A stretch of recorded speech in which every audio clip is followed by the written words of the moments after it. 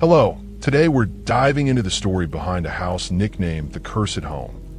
This tale unfolds in Mississauga, a city in Ontario, Canada, nestled on the western shore of Lake Ontario. Bordering Toronto to the east, it's part of the Greater Toronto Area and ranks as Canada's 7th most populous city. At 3635, Pippin Crescent stands a modern 6-bedroom house with tall windows and a flat, faux-tiled roof. This is where our mysterious story takes place. For simplicity, we'll call it the 3635 house.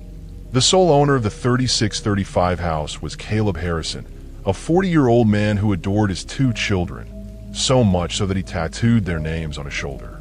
After divorcing his wife, custody initially went to his ex, but by 2010, it shifted to Harrison. His kids only visited their mother on weekends or prearranged days. Harrison was a kind, good-natured man who, outside of work, devoted nearly all his time to raising his children. He was a dedicated father, and the 3 of them, Harrison and his 2 kids, once lived happily in this cozy home. But no one could have predicted that within 4 years, all 3 would die, turning the house into a place of death. Neighbors whispered, some even believing it was haunted. Yet, as the investigation deepened, a meticulously planned conspiracy and a shocking truth began to unravel. Let's step back to August 22nd, 2013 to explore this tragedy in detail. On August 22nd, 2013, after watching his daughter's baseball game, Harrison returned home alone. His kids were with their mother that evening. After a phone call with his new girlfriend, he silenced his phone and went to bed, unaware of the disaster creeping closer. Outside, a dark figure used the cover of night to approach. The next morning, Harrison's co-workers grew worried. He didn't show up for work, didn't answer calls, and ignored texts, which was completely unlike him. A colleague stopped by the 3635 house to check on him, joined by the housekeeper, who was equally puzzled. She'd been cleaning since early morning, but hadn't seen Harrison leave and hadn't entered his room. Together, they pushed open his bedroom door and froze in horror. Harrison lay motionless on the bed, no longer breathing. They dialed 911 immediately. Police and paramedics rushed to the scene. Examination revealed 2 deep scratches on Harrison's chest, a swollen right index finger, and purple bruises with abrasions on his neck. Clear signs he'd fought back. His hyoid bone was fractured, and the cartilage around his vocal cords was damaged, indicating he'd been strangled to death. Time of death was estimated around midnight. As paramedics wrapped up, they felt uneasy. Something about this house seemed familiar, as if they'd been here before. Neighbors shared their unease, even fear, staring at the 3635 house and whispering that it must be cursed. Harrison wasn't the first to die mysteriously here, nor the second. He was the 3rd. His father and mother had also perished in this very house within 4 years, wiping out the family of 3. It was too bizarre to ignore, and no wonder neighbors gossiped relentlessly. So, was the 3635 house truly cursed, as the rumors claimed? Let's meet its first owners, Bill and Bridget, Harrison's parents. Bridget, born in 1946 in Ontario, was an adventurous soul from a young age, rejecting constraints despite being a woman in a rigid era.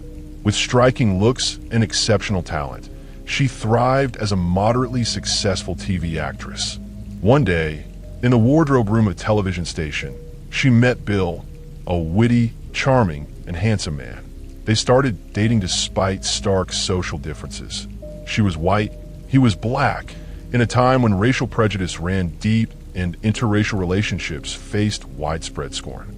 Family and friends disapproved, but Bridget and Bill didn't care. To her, Bill was not just attractive, but educated and capable, a man worth a lifetime. In 1969, defying societal norms, they married and settled in Mississauga, Ontario, beginning a new chapter. Bridget became a teacher, while Bill worked at a supermarket chain. Both were hardworking, their careers flourished, and their bond grew strong. Sadly, health issues prevented them from having children. Passionate about kids, they adopted 6-month-old Caleb Harrison in 1973. 2 years later, in 1975, They bought the 3635 house, where the family of 3 live happily. Harrison grew up cherished by his attentive parents. As a child, he struggled with a behavioral disorder that isolated him from classmates, but thankfully, it faded as he matured. After high school, Harrison skipped college and entered the workforce, taking manual jobs in transportation and logistics. The pay was modest, but with his parents' wealth, money wasn't a concern. Over years of dedication, Bill rose from an entry-level worker to a senior executive, while Bridget joined the school board. Both became respected community figures. In 2000, at 27, Harrison worked at a hardware store and spotted Melissa, a 19-year-old receptionist. Instantly smitten, he pursued her. Melissa, fresh out of high school, was warm-hearted and loved animals. She'd been engaged, but her fiancé's infidelity and refusal to settle down left her heartbroken, ending the engagement. Craving stability and motherhood, she found Harrison's attention perfectly timed. Thoughtful and caring, he drove her to work daily. After months of dating, they married and built a home in Toronto, 30 minutes from the 3635 house. Both adored kids, soon welcoming a son and daughter. They seemed a picture-perfect couple. 2 kids, a full life, but every love story has its storms. Petty arguments escalated, and in 2005, after a fierce fight, Melissa called the police, landing Harrison in jail for 3 days. They separated, with Harrison moving back to the 3635 house with his parents.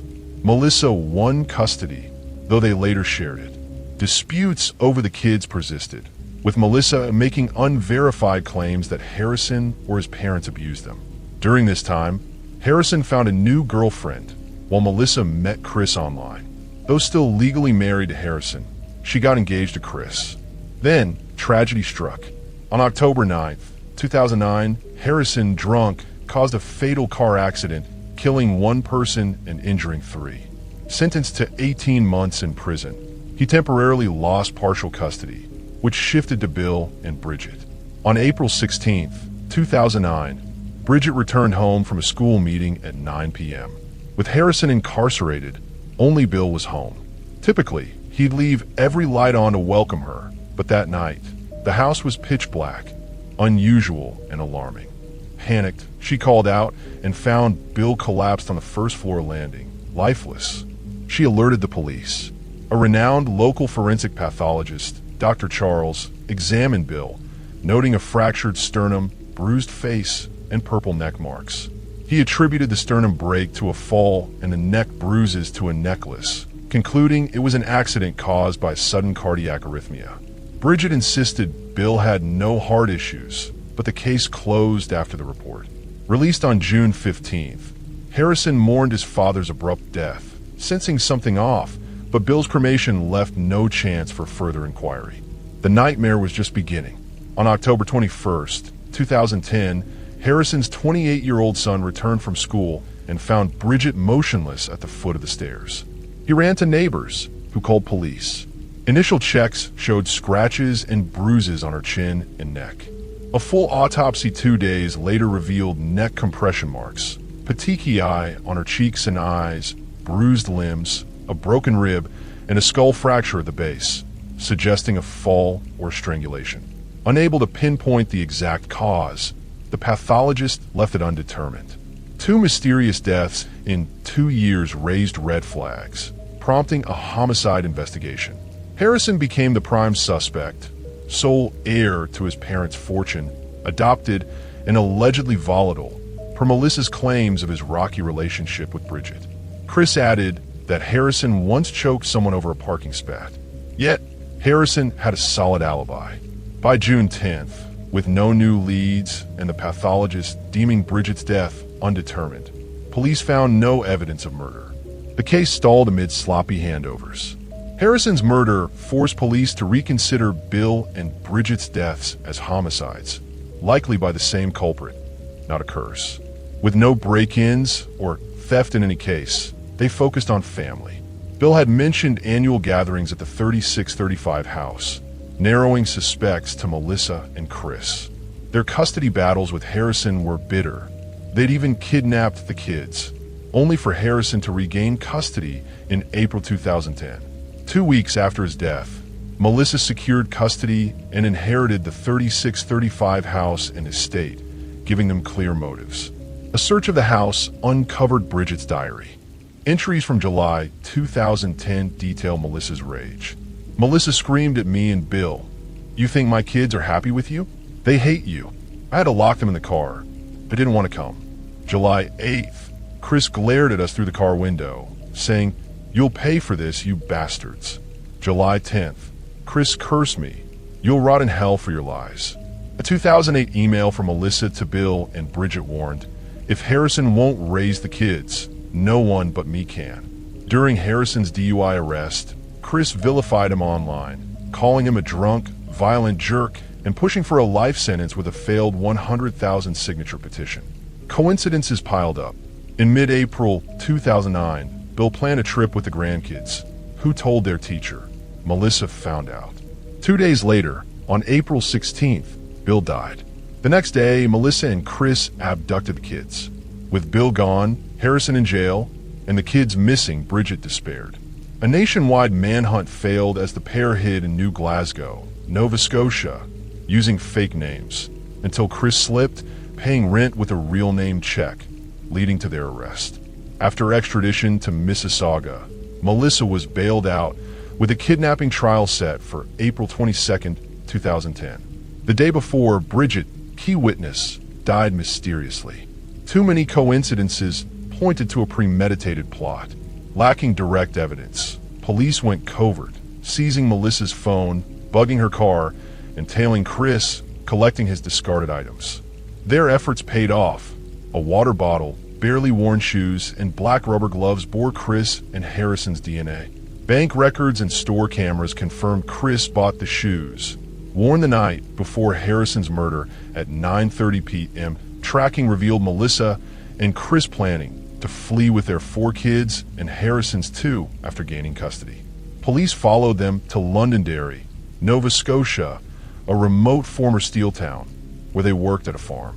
By October, a search warrant uncovered laptops and USBs left in a trailer. Search histories were chilling. October 11th, 2010, who gets custody if grandparents die? How long does it take to die from suffocation?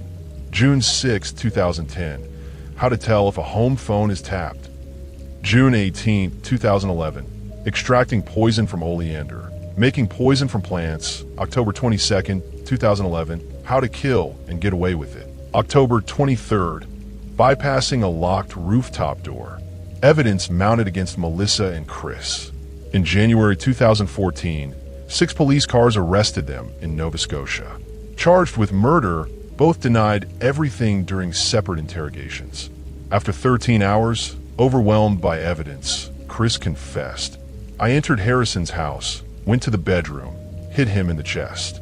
He sprang up, we struggled. He admitted killing Bridget too. She refused my letter, so I forced my way in, hit her a few times, then squeezed her neck."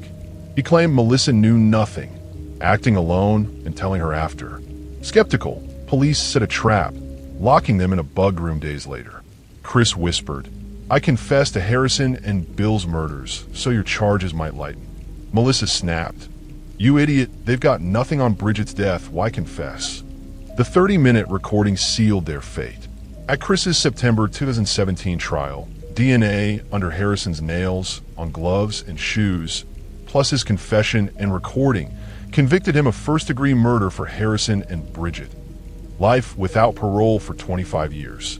He argued Harrison's death was accidental, meant only to injure, but evidence contradicted this. For Bridget, he recanted, claiming he lied to protect Melissa, but his detailed account matched forensics. Melissa's trial was trickier.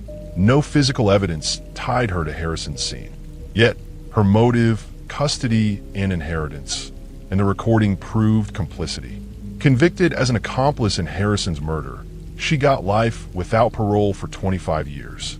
Jurors couldn't agree on Bridget's case, sparing her that charge. Bill's case lacked evidence. His cremation and initial oversight left no proof, so neither was charged. Victims' families were outraged, not at the sentences, but at police blunders. Had Bill's death been probed properly, Later tragedies might have been prevented. Galen, Harrison's cousin, said, "This shattered our trust in police. We begged them to investigate Melissa and Chris after Bill, but they ignored us." Dr. Charles's shoddy forensics, later discredited after 20 errors in 44 autopsies, compounded the failure.